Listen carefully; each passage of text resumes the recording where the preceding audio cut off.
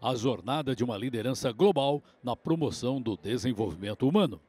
Quem vem ao nosso palco para receber a nossa convidada e moderar esse painel é Ana Paula Malvestil, conselheira de Administração e Fiscal.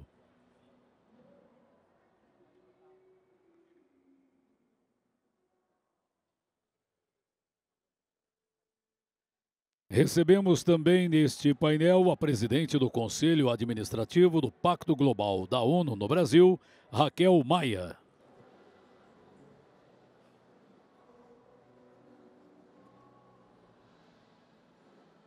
E a nossa convidada, Graça Machel, política e ativista moçambicana.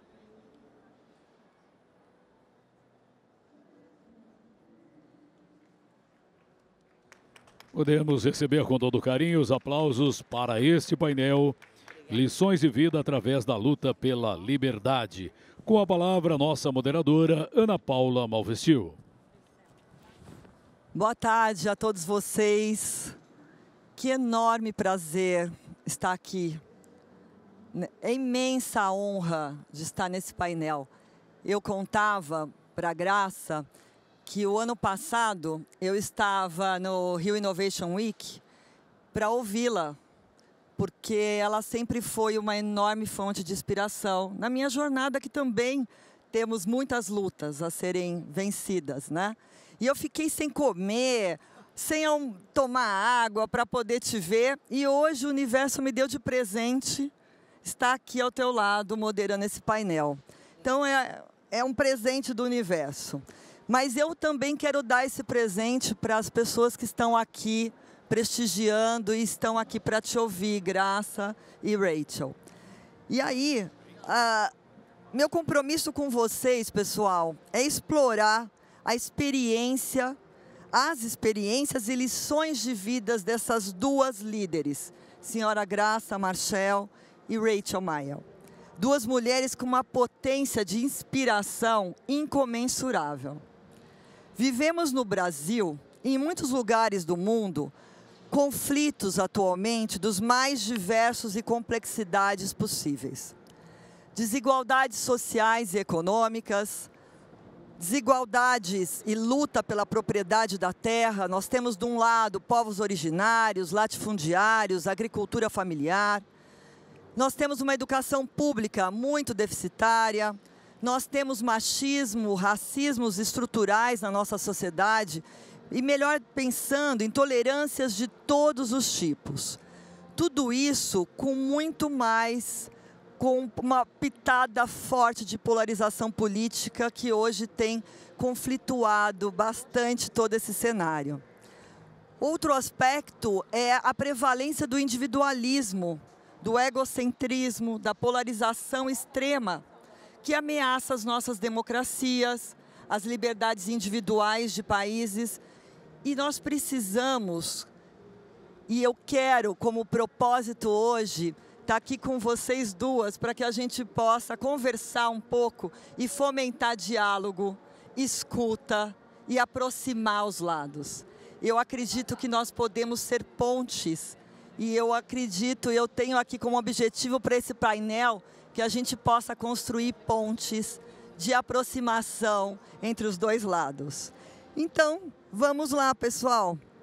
Antes de começar esse bate-papo muito gostoso e muito inspirador, que eu espero que seja para todos vocês, eu vou fazer uma breve apresentação da senhora Graça Machel. É uma breve porque a história de vida dela, eu recomendo que todos possam se dedicar, porque é muito inspirador e é disso que nós estamos precisando, de inspiração para seguir. Então, eu recomendo, mas eu trouxe aqui um extrato que eu vou ler. A senhora Graça Machel nasceu em Gaza, província de Moçambique. Desde muito cedo se tornou uma líder africana incansável, defensora dos direitos humanos, especialmente de mulheres e crianças. O impacto dela sempre foi global e muito inspirador. Como ex-combatente pela liberdade no partido Frelimo, que é a Frente de Libertação de Moçambique, ela foi também primeira-dama primeira-ministra da Educação de Moçambique, a senhora Machel impactou profundamente seu país e o mundo. Após seu notável serviço no governo, ela produziu o inovador relatório da Unicef, o impacto dos conflitos armados nas crianças. E esse estudo produziu uma resposta das Nações Unidas completamente diferente em relação ao tratamento nas zonas de conflito. Desde então, a senhora Machel tem trabalhado incansavelmente para promover a saúde global, o bem-estar infantil e o empoderamento de mulheres. A senhora Machel é fundadora do The Elders, membro do grupo da advocacia para as ODS da ONU e líder de várias organizações internacionais. É fundadora de várias ONGs, incluindo o Graça Machel Trust, que promove o empoderamento econômico de mulheres, a segurança alimentar e a educação para todos. Sua dedicação foi reconhecida com vários prêmios, como o prêmio Nansen para refugiados da ONU e a medalha de ouro da Organização Mundial da Saúde. Por fim, ela foi primeira-dama de Moçambique. Ela foi casada com o primeiro presidente de Moçambique, após sua libertação, senhor Samora Machel, o qual foi morto em 1986 e casou-se com Nelson Mandela em 1998. Sim, Graça Machel tem uma jornada inspiradora. E ela vem construindo um mundo mais justo e equitativo para todos. E a partir daqui, Graça, eu tomo a liberdade de te chamar de Graça. Muito obrigada por isso. E eu gostaria que você iniciasse contando para a gente, por favor, o que te inspirou a se juntar à luta pela independência em Moçambique e quais foram os seus maiores desafios, especialmente para se tornar uma líder escutada. Porque ouvir todo mundo ouve, eu quero ver ser escutada como você é. Por favor. Muito obrigada por esta oportunidade. Eu desde muito jovem, como estudante de ensino secundário, comecei a ser observadora daquilo que acontece à minha volta. A um dado momento, eu era a única menina negra na minha turma. E eu comecei a questionar-me como é que é possível em Moçambique, é verdade que era um Moçambique colonial, mas em Moçambique, em que a maioria de nós eram negros, e que eu estava numa escola secundária, não? Não me ouve? Ok. Agora está melhor? Sim. Yeah. Eu estava numa turma sozinha e todos os meus colegas eram de raça branca. E eu comecei a perguntar-me como é possível que num país, na altura, era de 9 milhões de habitantes, estando no meu próprio país, eu pudesse estar a única menina nesta turma. E aí começou o meu questionamento em relação ao ambiente que me circundava. E aí comecei a questionar qual era a posição dos moçambicanos num Moçambique colonizado.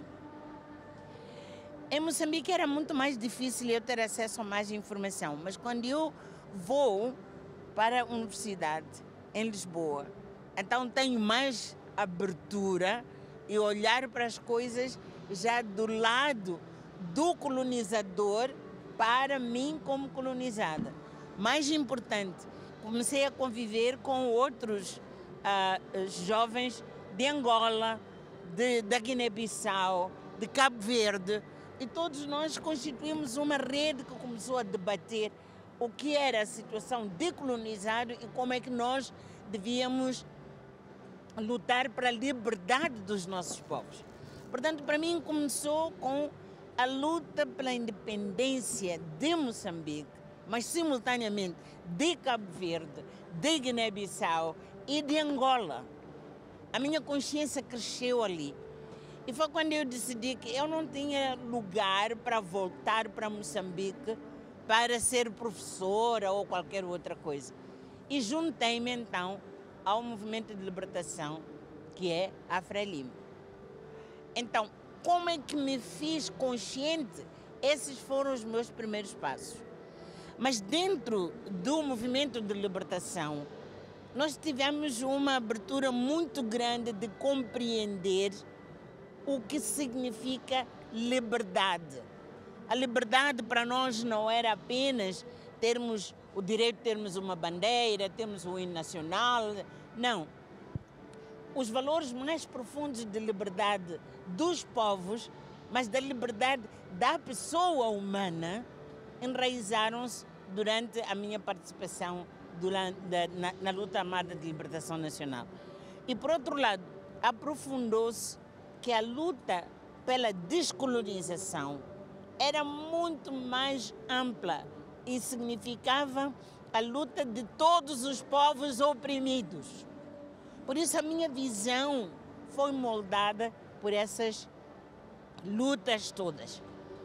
A um dado momento, eu começo a compreender também, quando já estamos independentes, de que, sim, todos nós somos livres, mas a um dado momento eu era a única ministra no gabinete. De 22 ministros, eu era a única mulher. Mais uma vez, a minha experiência do ensino secundário. Eu comecei a questionar a posição da mulher na sociedade. O nosso discurso político era muito claro em relação à independência, em relação à igualdade. Mas na prática, como é que em 22 ministros eu sou a única mulher aqui? Isso aprofunda também as minhas inquietações sobre os direitos das mulheres. Na educação, em que eu era, portanto, ministro da Educação, comecei a analisar os resultados dos alunos e noto desde logo que as meninas não têm os mesmos resultados que os rapazes. E aí é profundo. Por quê? A escola está aberta para todos. Não me estão a ver? Mais perto. Sofaninha, mais... A escola está aberta para todos. As crianças começavam a entrar na primeira e terceira classe de igual maneira, 50%. Mas a partir da terceira classe, as meninas desistiam muito mais. E quando chegássemos ao fim do ensino primário para o ensino secundário, por aí fora. Então, a minha experiência prática, a luta pela liberdade, a luta pelos direitos da mulher, para mim, não vem da teoria de ler livros, vem de uma experiência vivida em que me questiono profundamente sobre as coisas e ganho a consciência de que, sim, as nossas constituições dizem que somos iguais, as leis dizem que somos iguais, mas na prática há uma luta muito maior que tem que ser feita para nos aceitarmos uns aos outros, homens e mulheres, como iguais e, ao mesmo tempo, em alguns contextos, entre brancos e pretos, que é o caso, por exemplo, aqui do Brasil, não é verdade? Então, como é que eu ganhei essa consciência? Sendo confrontada com realidades completas que me ajudam a compreender e também, para finalizar nesta primeira parte, é que eu, por natureza, não tolero injustiça. Tudo aquilo que é injusto mexe comigo. E tento encontrar uma forma de fazer qualquer coisa. Eu não consigo ficar indiferente, não consigo ficar confortável. Por isso, ao longo da minha vida, me juntei a vários movimentos que são contra a injustiça, ou por outra, pela justiça social. E é desta maneira que, pronto, encontrei-me em várias posições, em várias plataformas, e eu quero finalizar dizendo, não se trata de graça, trata-se de milhões e milhões de vozes. Eu sou apenas uma voz, mas são milhões de vozes que, como eu, estamos aqui dadas exatamente para exigir que haja igualdade para todos. benefícios dos direitos para todos e que nós façamos dos princípios que nós preconizamos a prática cotidiana das pessoas, das instituições, dos sistemas, e é isso que me tornou, de certa maneira, uma parte desta geração. Eu sou mais velha do que a Rachel, mas eu sou parte, quer dizer, de uma rede muito grande de pessoas como nós. Eu só dou uma pequenina, muito pequena parte. Nós somos muito gratas pela parte que você nos dá.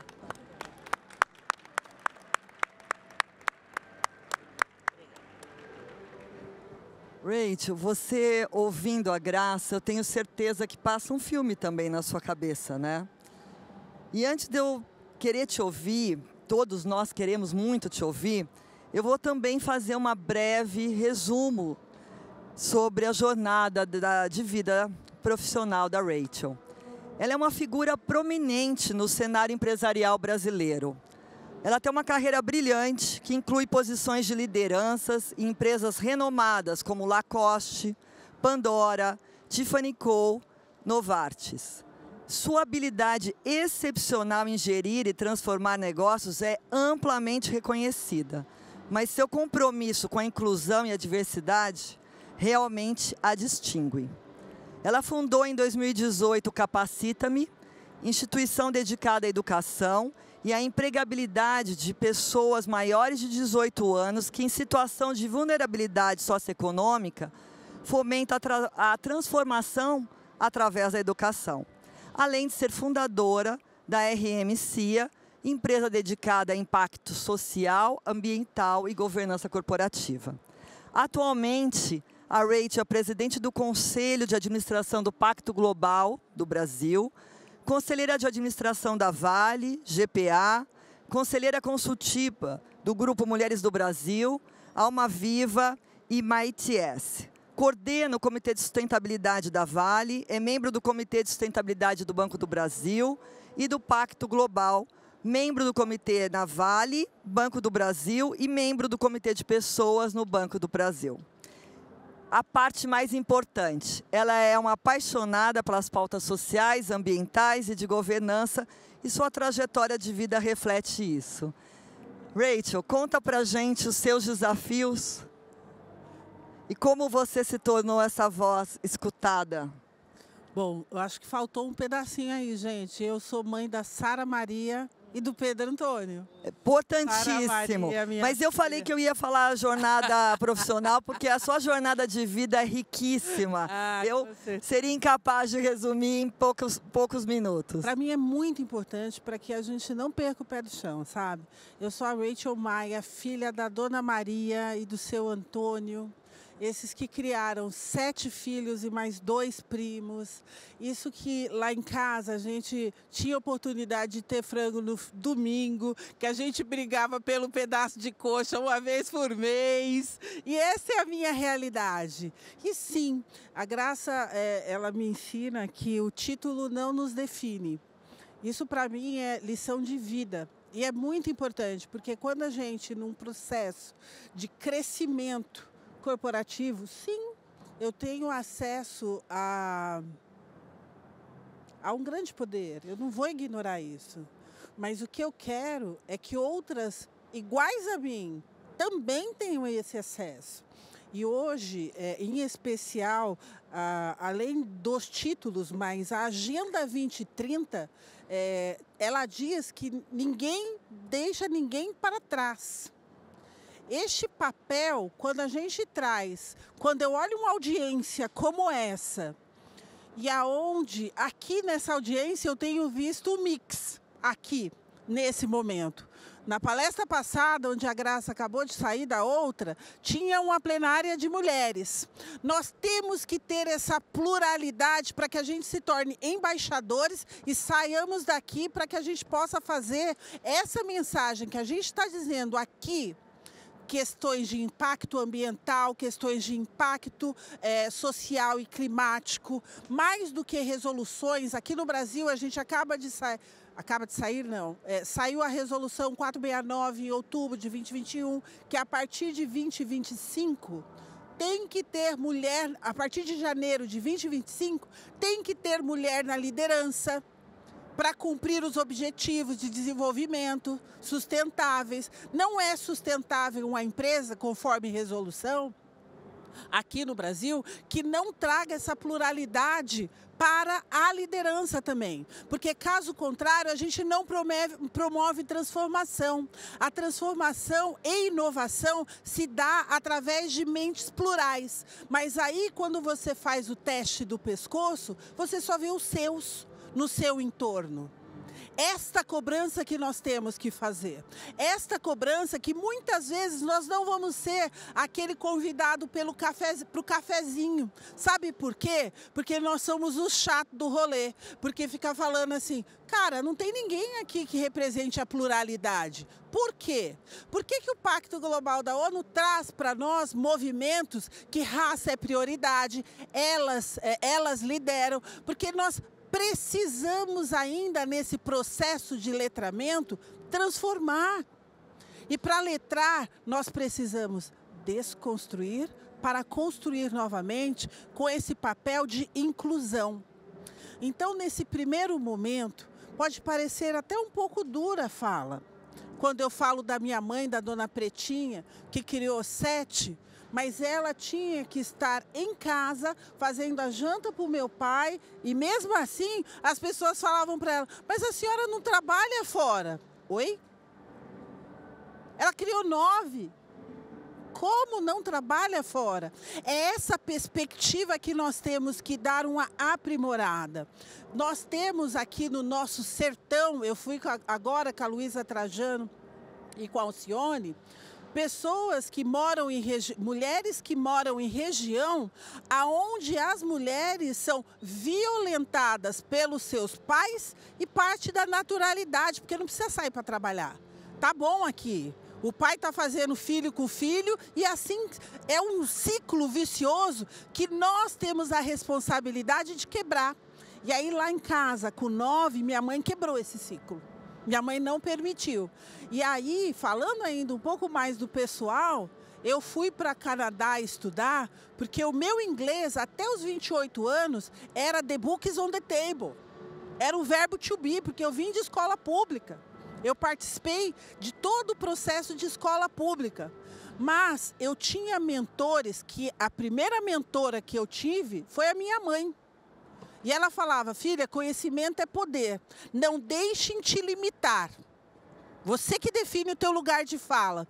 Aí eu falei, tem algo diferente aqui. Eu sou a mais nova de 7, vou para o Canadá. Peguei meu dinheiro de rescisão, fui para o Canadá, fiquei 1 ano e meio estudando inglês, voltei e decidi que meu lugar era a empresa global. Mesmo sendo a única nas mesas de tomada de decisão. Muitas vezes tentavam me excluir da tomada de decisão. Muitas vezes falavam assim, Rachel, você é preta e seu carro é preto? Não tem sentido. Esse nível. Ou para me fazer incluir no processo, exemplo, quando fui presidente da Tiffany, quando fui presidente da Pandora ou Lacoste, as pessoas entravam e falavam assim, Rachel, você não precisa se sentir mais preta, porque você é presidente, você é a única aqui. Este é o processo de vida, onde aqui no Brasil nós temos que quebrar o ciclo, mas através do teste do pescoço. Não adianta falar que eu sou uma pessoa pratico ações antidiscriminatórias se o meu ecossistema são todos iguais a mim. Este é o processo que nós temos que quebrar. E é por isso que eu fico muito feliz, honrada em sentar ao lado de Graça Machel, mas mais que isso, ouvir a mensagem que ela traz sobre não apenas ativista e direitos humanos, mas falar que este é o meu lugar. Este lugar principal aqui também nos pertence. Nós temos que nos revestir de tal e tomar esse lugar de fala como líderes que nós nos formamos. Tá bom? É isso, amiga. Muito obrigada. Eu que agradeço. Estou cheia de inspiração. Que delícia esse papo. Graça, já que a gente está falando de liderança, né? A gente tem o exemplo da Rachel como foi no seu caso? Eu gostaria de aprender com você o que liderança significa para você, em primeiro lugar, e como que você aprendeu a ser uma líder, principalmente durante períodos de muito conflito que você viveu. E eu acho que a gente vive, de novo, em momentos... Ninguém está ainda com... Apesar que a luta armada aqui no Brasil, ela existe também, né? Mas fortemente. Fortemente. Para morros. Qualquer lugar. É isso mesmo, é isso mesmo. Então, eu gostaria de te ouvir. O que é liderança para você? E como você aprendeu a ser uma líder em períodos de tanto conflito, para que a gente possa se inspirar em você. Eu, honestamente, não creio que eu aprendi a ser líder. Os outros é que dizem que eu sou líder. O que faz de mim alguma referência, o que faz de mim alguém que se pode chamar de referência, é exatamente o que a Rachel estava a dizer. Quando tu estás numa posição de destaque, usa essa posição não para ti, mas para os milhares e milhões de pessoas que representas naquela posição. É isso. Então, o que me tornou, de certa maneira, conhecida foi que em qualquer posição onde eu já estive, seja como ministro de Educação, seja quando me foi dada a responsabilidade de elaborar uma estratégia para as Nações Unidas saberem como tratar de crianças em situação de conflito, eu me tornei criança em conflito. E falava aquilo que eu vi e aquilo que eu ouvi das crianças elas próprias. E levar a voz delas, as suas aspirações, para os lugares mais altos de decisão, quer de governos, quer de instituições multilaterais, quer das próprias Nações Unidas. Porque eu sabia que era um privilégio que me dava uma grande responsabilidade ter que falar em nome dessas crianças. Então, o que faz de nós, pelo menos no meu caso pessoal, aquilo que faz de nós não é que nós sejamos pessoas especiais. Não.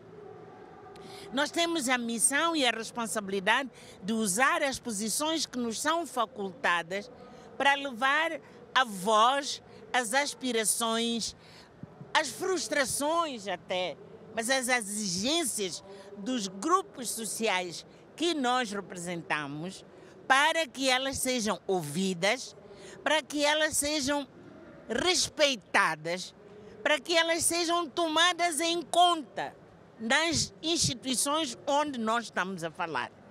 Então, não é um problema de liderança como tal, é um problema de interiorizar e assumir a responsabilidade de você estar numa posição em que milhões de mulheres não conseguem estar, milhões de crianças não conseguem estar, milhões de pessoas pobres não conseguem estar. Se tu estás lá, então tens que usar o melhor que puderes aquela posição para que quem quer que seja que te escute também sinta a dor, mas sinta a capacidade e a necessidade de transformar que esses grupos sociais representam. Portanto, eu não me considero líder como tal. Eu, francamente, prefiro que as pessoas vejam a mim uma voz. Isso sim, eu sou uma voz. E essa voz, eu internalizo o melhor que eu posso, dependendo das causas que nesse específico momento eu estou a defender e tentar representar. E digo-te mais, é uma responsabilidade muito, muito grande. E é uma responsabilidade que eu nunca exerço com ligeireza. Em qualquer momento, quando eu tenho que estar numa plataforma disto, eu faço os grandes esforços de dizer, seja o que for que estou a ouvir, seja o que for que eu estou a dizer, os grupos sociais que eu represento têm que se sentir identificadas com isso. Perfeito. Só fazendo uma ponta aqui, Por se favor. me permite. Por favor. Quando a gente fala de líderes, não adianta. Ela é uma voz, né, nessa interpretação, para mim, ela é uma voz, uma mentora, uma líder, é isso que ela é para mim. Mas pegando esse encaixe aqui da educação, da criança, você sabe que a gente tem que lutar para essa pauta estar contida em debates, por exemplo, que vai acontecer aqui no Brasil do G20. É necessário falar da primeira infância. É necessário colocar na pauta, porque se você não coloca na agenda, não é discutido. Então, hoje eu estou como Deputy Chair in Women, Diversity and Inclusion, mas a pauta da criança, ela tá interseccional. E isso é um ponto... Sem foco, você está chamando a atenção. Exatamente. Entendi. Tem aí uma oportunidade. Entendi. Tem oportunidade. Quando a gente ouve, né? A gente não está falando de forma aleatória. A gente está falando da geração vindoura. A gente está falando daqueles que vão dar continuidade ou transformar de uma forma que no final do dia aqui a gente quer uma cultura, a gente quer uma sociedade inclusiva. Isso para mim é muito importante. Por isso que eu trago esses pontos nesses debates que eu tenho oportunidade, tanto no G20 quanto na COP30, que vai também acontecer aqui no Brasil. A gente tem essas duas questões vão acontecer aqui no Brasil. O G20 agora em novembro, a COP30 novembro que vem, e nós precisamos sempre que tiver a oportunidade trazer incluir essas temáticas de minorizados na pauta. Não é que a gente só sabe falar disso, é que nós também precisamos falar disso. A minha formação é financeira. Eu fui CFO, diretora financeira e vice-presidente financeira por mais de 19 anos. Então é óbvio que eu sei falar do EBITDA, mas eu quero falar do EBITDA, eu quero falar do resultado financeiro juntamente com o impacto social. Quando a gente não une as temáticas, você pode ser o melhor líder do mundo, você pode ser a voz mais potente do mundo. Você entrou, não tocou no coração. Exato. Rachel, e aí, qual o papel das empresas? Quais os desafios e oportunidades, já que o mundo empresarial que você transita tão bem, que mensagem a gente precisa deixar para esse mundo empresarial? Hoje eu faço parte de conselhos de algumas empresas da Vale, Banco Brasil, Grupo Pão de Açúcar, Pacto Global, que tem algumas representantes aqui, alguns pactos da negritude. O que eu tenho feito? Conselho é o colegiado máximo de uma empresa, onde o executivo precisa estar dialogando para executar a estratégia.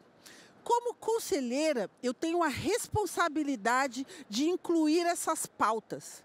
Mesmo quando muitas vezes as pessoas falam, lá vem a Rachel com as pautas dela. Não tem problema não.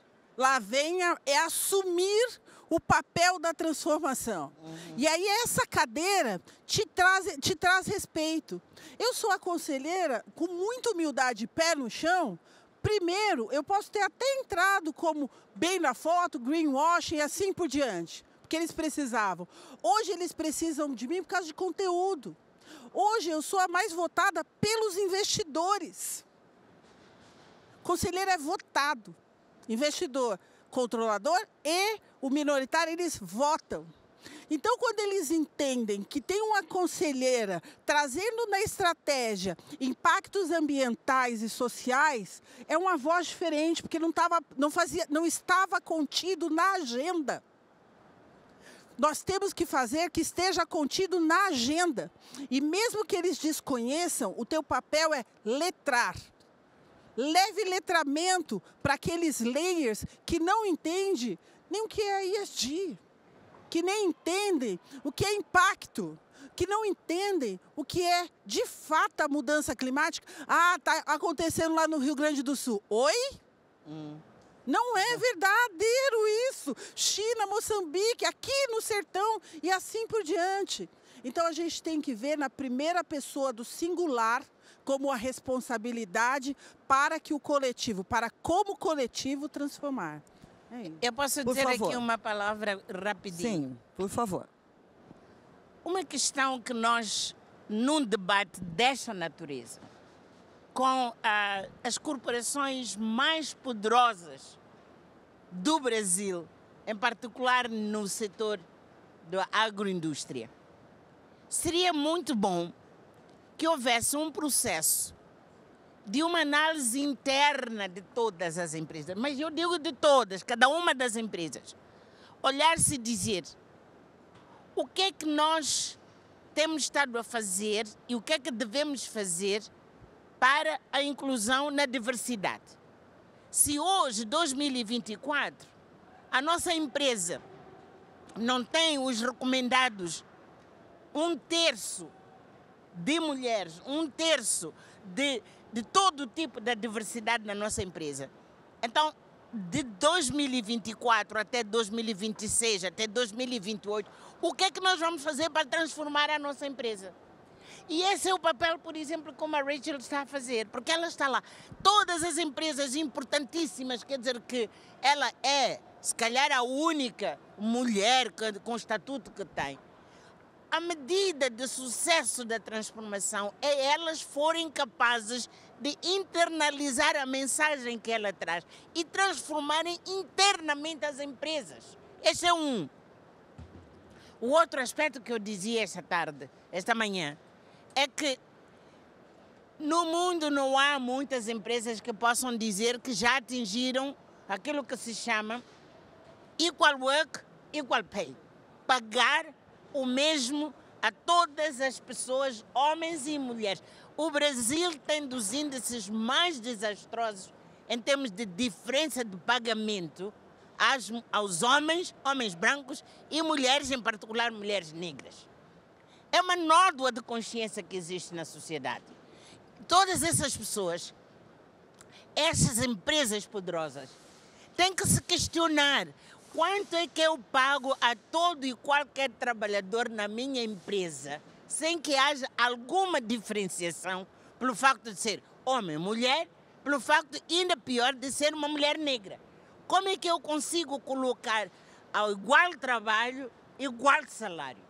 E ter um plano interno de transformar aquilo que dizemos, coisas muito boas, etc, etc, mas em práticas concretas e que façam de todas as empresas socialmente transformadas. Isto para mim é fundamental. Então, venha o G20, venha no próximo ano o COP, etc. Estas empresas todas deviam participar com uma carta já em movimento dessa transformação, que prove de que têm consciência e sabem que é bom para a empresa. Né? Exato. E eles sabem que é bom para a empresa. Claro. Então, é bom para a sociedade também. É muito importante, Graça. Mas mesmo que não seja de forma voluntária, o escopo 1 e 2, que não é porque o corporativismo em si, ele entende códigos. Se não for de forma voluntária, o escopo 1 e 2, ele diz que dentro de casa eu tenho que fazer.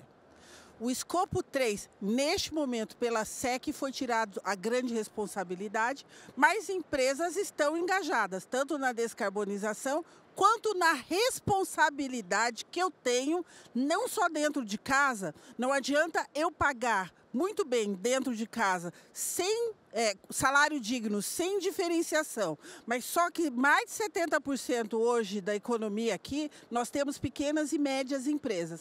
Se eu, como uma grande empresa, contratador dessas pequenas e médias, também não olhar de forma inclusiva e direcionadora que essas pequenas e médias também apliquem, aí vai ficar uma realidade só para os grandes. E essa não deve ser uma realidade só para os grandes. Não é sustentável, né? Não tem sustentabilidade. O ciclo não fecha. Não fecha, não tem como. Exatamente por isso é que tem que ser setor por setor. Porque não vai ser possível transformar se for apenas um comando para todos, sem ser um comando interno. Neste caso, vamos dizer, a agroindústria. Seja ele a grande empresa, a média empresa, O a produtor pequena, rural. aquele que for o produtor ou que for empresário, tem que implementar no setor e em todos os níveis. Exatamente a mesma forma. Você sabe que o agro, eu tenho 32 anos trabalhando com ele. Ele tem um desempenho espetacular em termos de produtividade, inovação. Ele agora precisa de mais olhar para as pessoas. Exatamente. A gente realmente focou na produtividade, na eficiência, mas não existe produtividade e eficiência sem pessoas, né? Aliás, o agro... Por favor. Desculpa, Graça, mas a gente tem que fazer de propósito. Por exemplo, se a gente está falando de mulher, a empresa sabe que é mais desafiador para o desenvolvimento da mulher. Tem cafeicultoras agora, mulheres pequenas e nanos, cafeicultoras. Nós temos que ter propósito. Como conselheira que somos, as instituições que representamos, elas têm que propositalmente comprar dessas pequenas e nanos. Fomentar. Para gerar economia, porque senão ela morre. É isso. Eu sugiro, inclusive, que uma forma de abordar essas questões é ter, e a Rachel está aqui, é preciso ter uma certa matriz, uma matriz orientadora, de que nós como setor, mas por outro lado, nós como empresa grande, como empresa média, como empresa pequena, o que é que nós devemos fazer e como é que a cadeia toda deve funcionar como um setor de vanguarda, já que é de produtividade. Aliás, esta manhã eu dizia, o Brasil alimenta o mundo todo. Este país é o maior exportador de comida no mundo. Mas tem 33 milhões de pessoas que vão para a cama sem comer todos os dias. O que é que está errado aqui? O que é que se passa? Anyway, o que eu quero dizer é que se não houver essa matriz orientadora dos passos que é preciso dar para olhar para as pessoas, e disseste muito bem, Ana, é que produzir comida não é a mesma coisa que produzir bicicleta. Produzir comida significa ter o olho e ver a pessoa humana na sua diversidade. Como é que essa pessoa humana, se é criança, se é jovem, se é mulher, se é velho, como é que acede aos alimentos nutritivos? Portanto, é preciso humanizar o grande desenvolvimento que se tem neste setor de agroindústria, mas torná-lo mais humano, mais servidor da diversidade das pessoas que são membros da sociedade brasileira. E que nós cheguemos a um ponto em que dizemos nenhum brasileiro deve dormir sem comer. E essas coisas significam um engajamento muito grande, quer dizer, o que tem que se fazer de imediato, o que tem que se fazer a curto prazo, o que é que se deve fazer a médio e longo prazo para superar, porque as transformações sociais não acontecem de um dia para o outro. São processos que têm que ser engendradas e serem melhoradas ao longo dos processos. Eu posso estar enganada, mas eu acho que o Pacto Global tem buscado o engajamento das empresas para fazer essa matriz. Sim. Rachel, você pode explorar um pouco mais para a gente? Eu vou trazer o pacto, eu vou trazer o que existe. Tá bom. Existem matriz de materialidade, existem leis, mas nós, como responsáveis pela transformação, nós temos que abrir oportunidades. Dentro dessas matrizes que nós estamos criando, essa matriz de materialidade, incluso, Graça, aqui a gente tem que apresentar na bolsa para a empresa de capital. Entendeu? Então, isso tudo, ela existe, ela está aí. É como existe a lei de pessoas com deficiência, que tem um mínimo de 5%. A lei está aí faz muito tempo, mas só que a oportunidade está sendo gerada. É importante, como no agro e outros segmentos, fome dói. Então, é importante a gente dar comida para aqueles 33 milhões de habitantes. Mas o que eu tenho que fazer é gerar oportunidade para que o mesmo tenha dignidade e esse possa ir nos mercados comprar e a afins, sua comida. comprar, porque isso a gente gera dignidade. Sim. Oportunidade gera dignidade. Yeah. Eu não Exatamente. quero ser uma pessoa que tenha a vertente de só dar a cesta. Eu não quero. Não. Eu quero gerar oportunidade. Mas eu só gero oportunidade através de matrizes. Yeah. Mas tem que haver também, se as matrizes existem, tem de haver um processo de analisar quem está a cumprir com as matrizes e quem não está. Então, Essa é outra. Aí que tá. Se não houver um processo de accountability, como é que eu ia dizer em português? Sim, accountability. Se não houver um processo de accountability, por um lado, enaltecer aqueles que estão a fazer bem, mas por outro lado, chamar a atenção àqueles que não estão a fazer e que comecem a sentir-se incomodados de estarem a ficar para trás e não estejam na mesma dinâmica de transformação que a matriz recomenda. As matrizes existem sim, estou de acordo, mas agora é preciso a vontade e a responsabilização de cumprir. Só não vou esquecer, esse processo de checagem gerou-se leis. O problema é que nós somos em tantos. Se não for o indivíduo com responsabilidade e consciência para cobrar, não vai existir fiscal suficiente para fazer essa checagem. Mas Nós temos que ter essa responsabilidade como indivíduo. Mas essa responsabilidade... Graça, eu queria... O que eu ia falar é exatamente isso, porque eu não acredito na mudança pelo medo.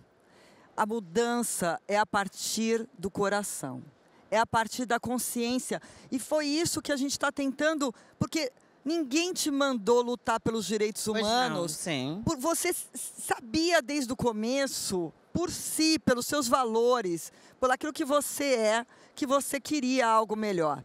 E eu acho que o que está faltando para nós seres humanos, e num mundo de internet que a gente vive de prazeres, que a gente acha que a gente nasceu para ser satisfeito pela natureza e por tudo, eu acho que está faltando um pouco da consciência do que é o ser humano. Eu queria ouvir um pouco vocês duas sobre se vocês acham que o autoconhecimento e o desenvolvimento do nível de consciência pode impactar em tudo isso que nós estamos falando para uma maior sustentabilidade da nossa sociedade. Antes de responder, eu vou só nessa sua que você veio de finalização. Se não for pelo coração, é a Rachel que está falando, faça pelo ganho financeiro. Está provado que a pluralidade, que levar mais mulher para o rolê, faz a coisa crescer. Está provado, quando você leva mais pluralidade, ganhos financeiros acontecem. É importante, venha pelo coração. Se não for no primeiro momento pelo coração, faça, porque você vai ter ganhos financeiros. A transformação demanda que você lapide talentos que você não tinha dentro de casa. Ou seja, você vai ter que cruzar a ponte. Eu não vou conseguir viver só naquele ecossistema. Eu vou ter que ir nas periferias pegar os talentos também. Essa transformação que ainda nós temos que quebrar essa barreira e passar pela arrebentação e ir para o próximo. Estamos de acordo. Agora, ainda nessa sequência, é de que é preciso, sim, que seja consciência que vem de dentro. Mas, como a Rachel está a dizer, é preciso induzir a consciência. Porque, senão, nós nunca havemos de chegar lá. Entendi. Preciso induzir a consciência. E aqueles que estão em posições privilegiadas... Tem essa responsabilidade. Assumam essa responsabilidade. Agora, o mecanismo, podíamos falar aqui a tarde inteira de como é que nós vamos chegar lá. Mas a verdade é que não podemos deixar que as pessoas tranquilamente vão decidir quando quiserem. Não. Nós temos que induzir o querer, porque os benefícios para a sociedade são supramente importantes. E depois, nesse processo, eles próprios, os que dirigem as empresas, vão de ver os benefícios financeiros que a Rachel está a dizer. Portanto, nós temos uma preocupação de transformar a sociedade. Mas eles têm que ver que, para isso, é bom para eles transformarem a empresa, porque até vão ter mais benefícios, não é? Hão de ter mais benefícios financeiros, para que eles não pensem que estão a fazer um favor à sociedade. É um dever, e é um dever de responsabilidade, porque, como se costuma dizer, com privilégio vem responsabilidade. Então, esse era um assunto, mas a pergunta é... A tua pergunta Você era... pegou duas babadeiras, entendeu? O negócio aqui... Adorei! Tá demais, né, pessoal? Dá para ficar aqui a tarde inteira, não tá? Ô, delícia! Então, é necessário... Mas esta coisa de humanização, a humanização das nossas ações, sabe? Desculpa. Nos últimos anos, nas últimas dezenas de anos, talvez, as sociedades evoluíram muito no sentido materialista. Tudo se mede pelo dinheiro, tudo se mede por números, tudo se mede, etc, etc. KPIs, né? Então, Tudo tem KPIs para tudo. É KPIs Oh, para tudo. Senhor. É necessário, mas, gente, nós temos que começar a olhar para nós como humanos que somos e termos a consciência de que eu sou pessoa quando dezenas de pessoas ao meu lado gozam do mesmo direito de serem pessoas dignas e terem uma vida digna. E isso ser uma coisa que incomoda. Mas o problema é que muitas vezes isso não incomoda, que as pessoas à minha volta estejam a pedir, estejam a viver na pobreza. Quer dizer, não incomoda, parece normal. Deixa-me dizer, temos que começar a não normalizar o anormal. Exatamente. Porque não normalizar o anormal.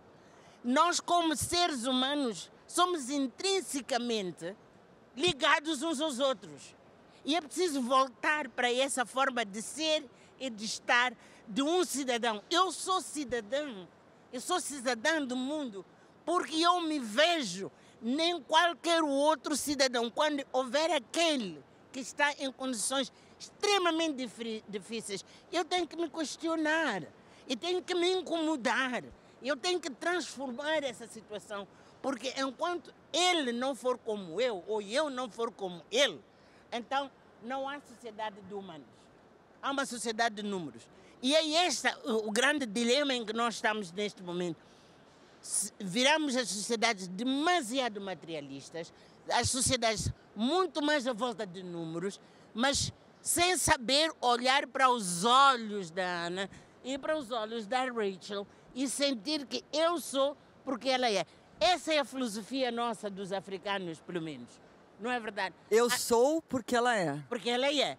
E nós pensamos sempre, sentir nas nossas línguas, nós sempre pensamos no coletivo. Sempre no coletivo. Eu não pergunto a Rachel como tu estás.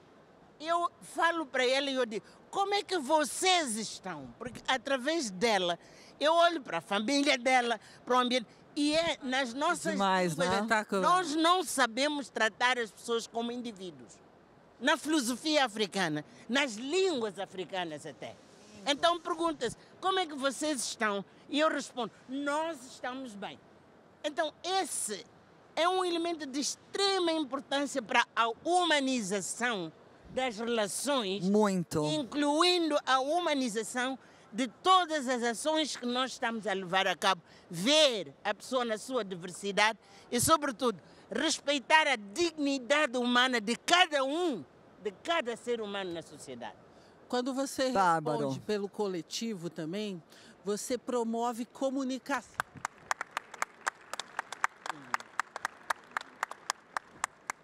Você promove comunicação. E aí nós estamos muito curtos na nossa comunicação. A gente não está falando demais, essa urbanização demanda também que eu dialogue mais com o meu próximo. A gente está muito assim, né, muito relacionado aqui, né? O individualismo aqui é grande, Graça. Mas essa comunicação, como você trouxe, quando eu pergunto do coletivo, mais do que a Rachel, eu pergunto da Rachel, da Dona Pretinha, do seu Antônio, dos meus irmãos. Olha, tá todo mundo bem, mas aqui tem tal, aqui tá acontecendo, sabe? Você força um diálogo. Exato. Que isso é precioso. Você sabe o que é famílias, eu falo pela mim, ficar até de madrugada na beira do forno de lenha, papeando. Isso é preciosíssimo.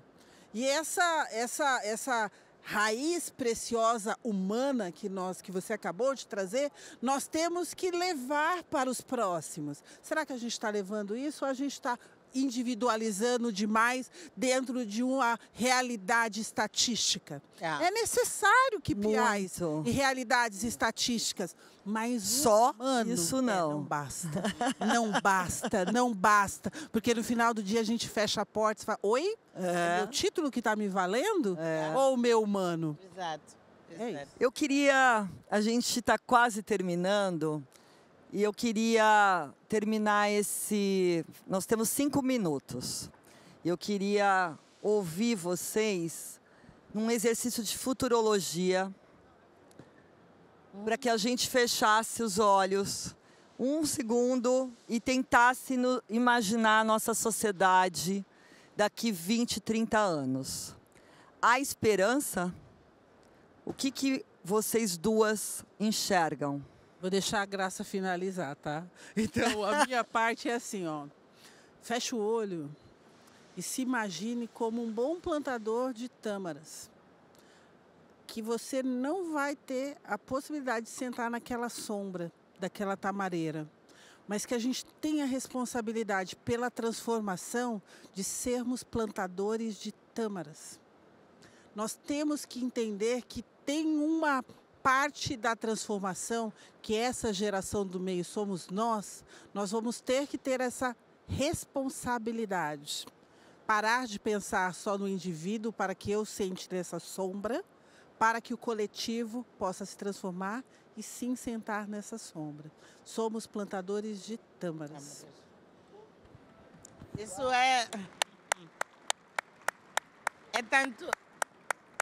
é tão filosófico e tão poético que eu quase não tenho a melhor maneira de exprimir isso. Mas eu diria o seguinte: as tâmaras que nós temos que plantar, as tamareiras, né? São a criança de hoje, são o jovem.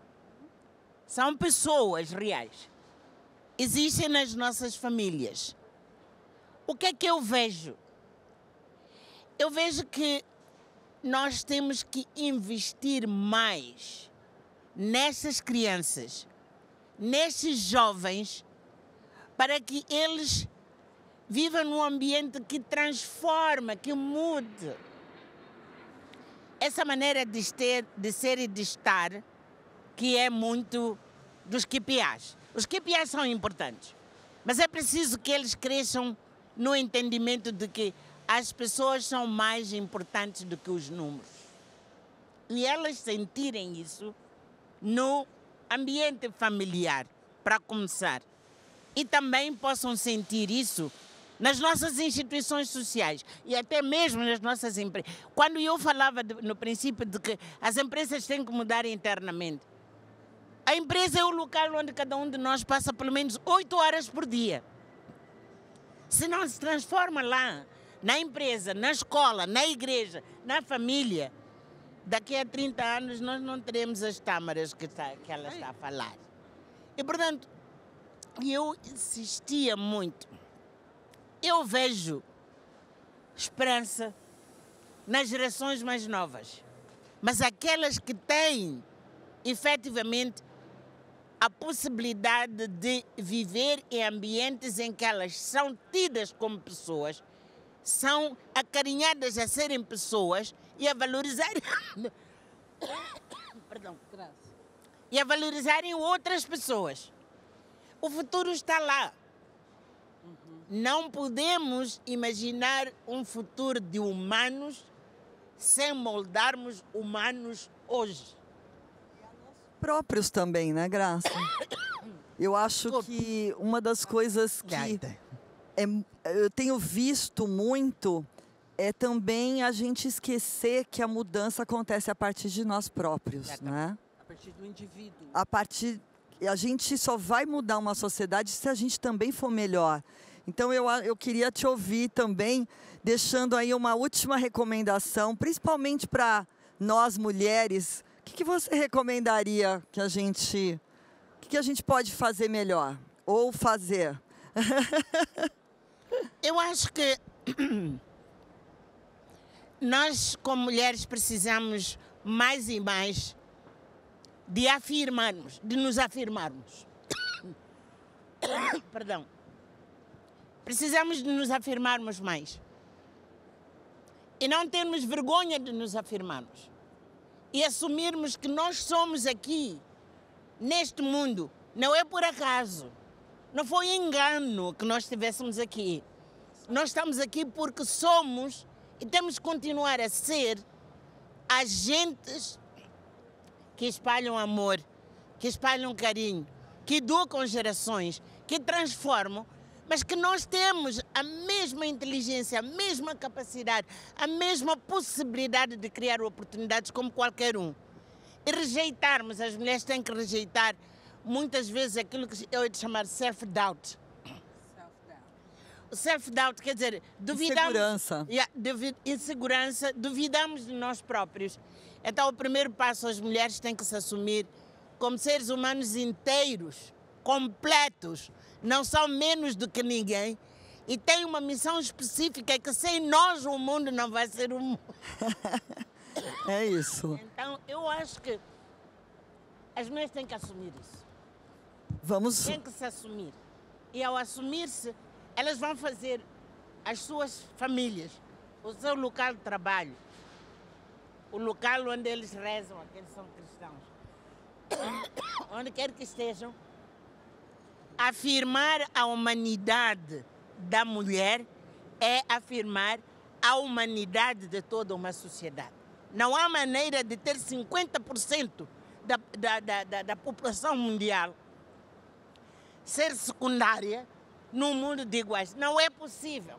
E tem que começar com nós próprios para dizer, somos 50% da população mundial e sem nós não há uma sociedade de iguais.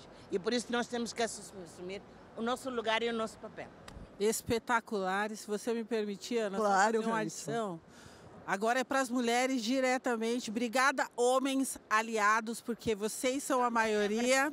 Nós precisamos de vocês para essa transformação. Mas, mulheres, mesmo que não esteja se sentindo 100% plena, vai lá e arrisca. Nós muitas vezes esperamos estar 100% plena para tomar posse de oportunidade. Não faça isso. Vá lá e arrisca. Pessoal, me ajudem, fiquem de pé e vamos saudar essas duas mulheres espetaculares. Uhul!